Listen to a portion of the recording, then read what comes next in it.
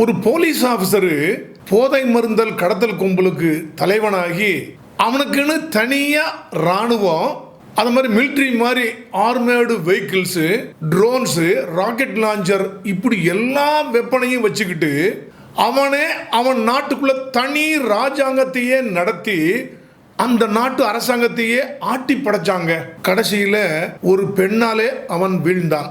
அவன் சாவுக்கு பழி வாங்குறதுக்காக வேண்டி அவனுடைய விசுவாசிகள்லாம் நாடெங்கும் கலவரம், தீ வைப்பு, ஏர்போர்ட், ஹாஸ்பிட்டல்லாம் அட்டாக் அப்படின்னு மிகப்பெரிய தாக்குதல் நடத்தி அந்த நாடே கலவர பூமி ஆயிடுச்சுங்க.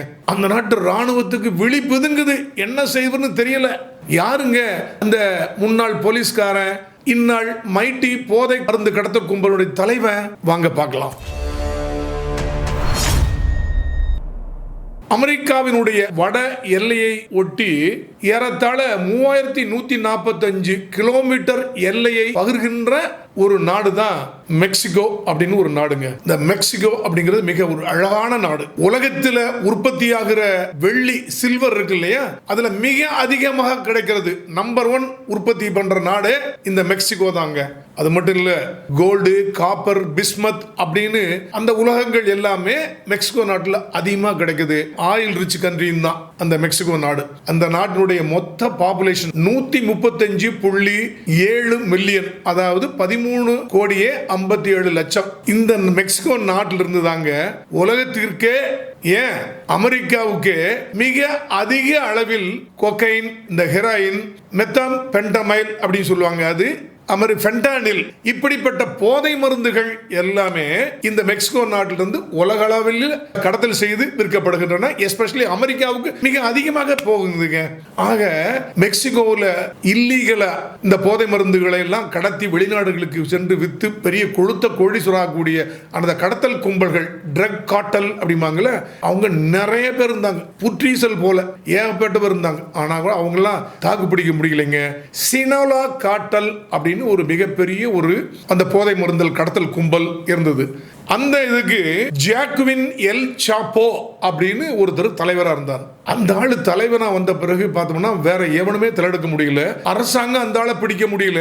ஏறத்தாழ ஒரு 30 வருஷமா தனிக்காட்டு ராஜாவா அந்த ஆளு வந்து அங்க போதை மருந்துகள்லாம் தயாரிச்சு வெளிநாடுகளுக்கு இல்லீகலா கடத்தல் எல்லாம் பிஞ்சு வித்துட்டு இருந்தாங்க. எஸ்பெஷலி அமெரிக்காவுக்கு வித்துட்டு இருந்தாங்க.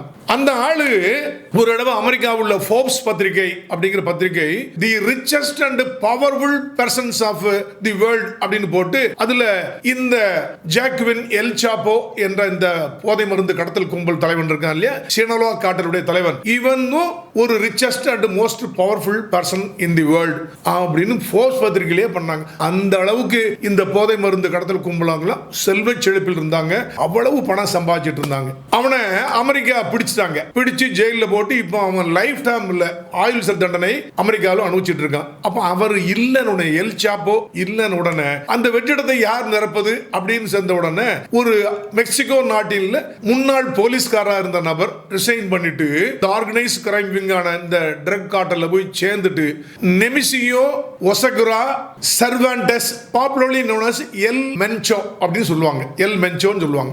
இந்த நபர் 59 வயதான இந்த எல் மென்சோ அப்படிங்கிறது ஒரு முன்னாள் காவல்துறை அதிகாரி.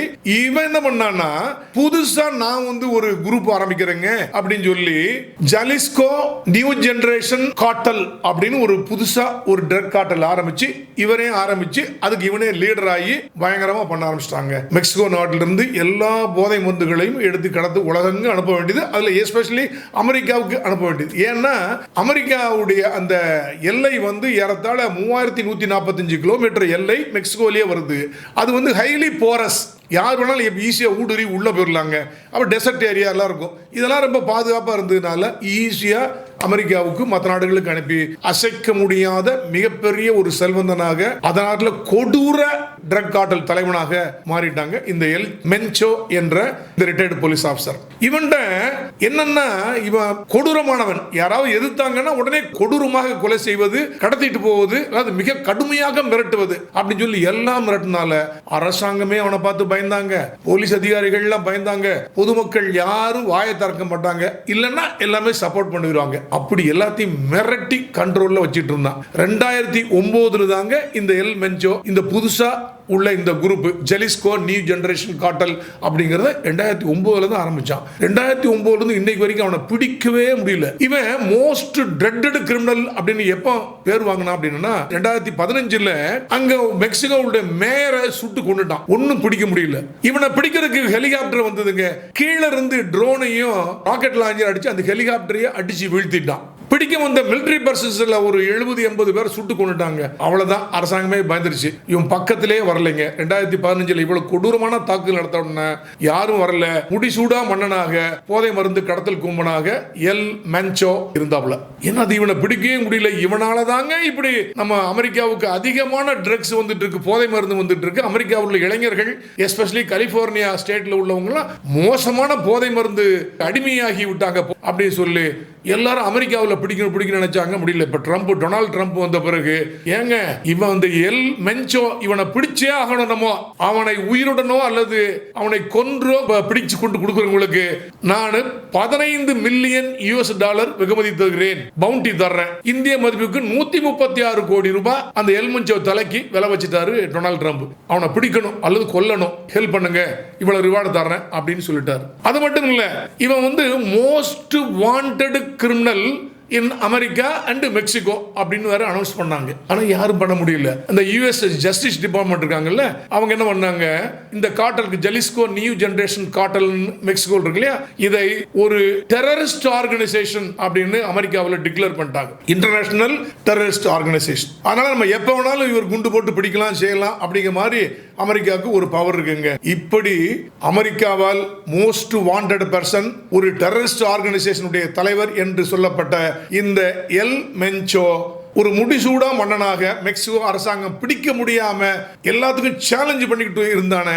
இப்போ 2 நாளைக்கு முன்னாடி 22/2/2026 அன்னைக்கு மெக்சிகோ நாட்டினுடைய ராணுவம் அந்த நாட்டில் அந்த ஜெலிஸ்கோ அந்த மாநிலத்தினுடைய ஒரு மலைப்பகுதியில் பதுங்கி இருந்த நபரை அப்படியே வாட்ச் பண்ணி எல் மென்சோவுடைய கேர்ள் ஃப்ரெண்ட் டெய்லி ஒரு இடத்துக்கு அந்த மலைப்பகுதியில் ஒரு இடத்துக்கு சென்று ஒரு இடத்துல ஒரு ஆளை போய் பார்த்துட்டு நம்ம நேரம் அங்க கூட இருந்துட்டு திரும்பி வர்றத கரெக்டா வாட்ச் பண்ணி அப்சர்வ் பண்ணி அமெரிக்க பிரசிடென்ட் யுஎஸ் இன்டெலிஜென்ஸ் கொடுக்குறாங்க. இந்த இடத்துல இருக்கிறாங்க, இந்த இடத்துல மூவ்மெண்ட் இருக்கு, அவன் ஒரு மிலிட்டரி வச்சிருக்காங்க இல்லையா, அவங்க இவ்வளவு நபர் சுத்தி பாதுகாப்பு இருக்கிறாங்க அப்படின்னு கொடுத்த உடனே அதையும் கன்ஃபார்ம் பண்ணிட்டு அந்த எல் மென்சோவுடைய கேர்ள் ஃப்ரெண்ட் மூவ்மெண்ட் வச்சு ட்ராக் பண்ணி பின் பண்ணி 22/2/2026 அன்னைக்கு மெக்சிகோ நாட்டினுடைய மிலிட்டரி மிகப்பெரிய ஒரு தாக்குதலை நடத்தி அவரை எப்படியா பிடிக்கிறதுக்கு பண்ணாங்க. நிறைய அவனுடைய ஹென்ச்மென் இருப்பாங்கல்ல, நிறைய பேர் இறந்துட்டாங்க.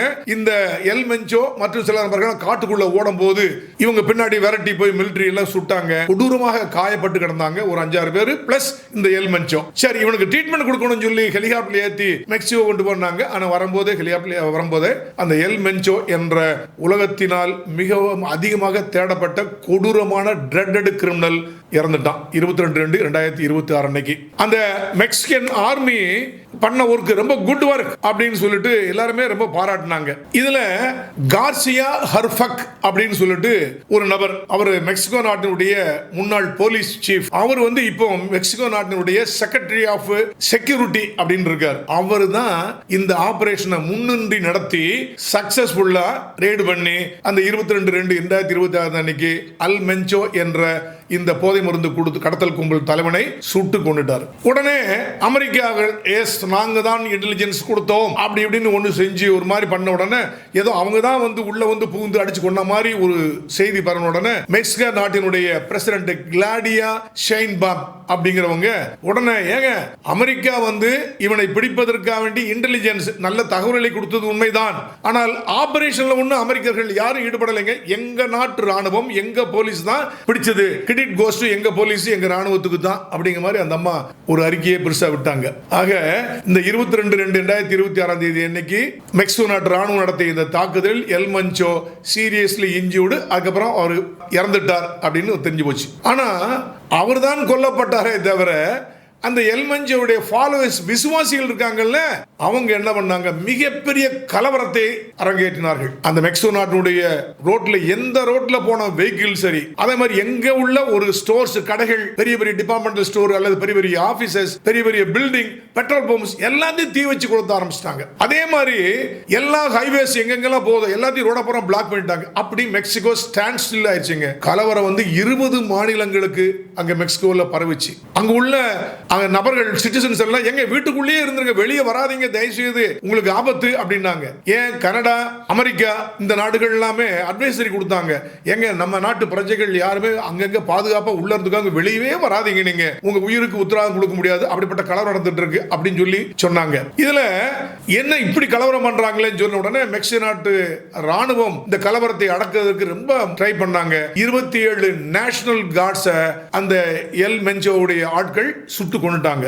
அதே நேரத்தில் எல் மென்சோ ஆட்கள் ஒரு 26 பேர் ராணுவத்தால் கொல்லப்பட்டார்கள். அந்த எல் மென்சோ ஆட்கள் என்ன, விசுவாசிகள் என்ன பண்ணாங்க, இந்த கலவரத்தில் ஜலிஸ்கோ அந்த மாநிலத்திற்கு அந்த இடத்துல உள்ள ஒரு பெரிய ஜெயில பிரேக் பண்ணி எல் மென்சோவுடைய விசுவாசிகளாக ஏற்கனவே கைது செய்யப்பட்ட நபர்கள் 23 பேரை அங்கிருந்து எஸ்கேப் பண்ண வச்சுட்டாங்க.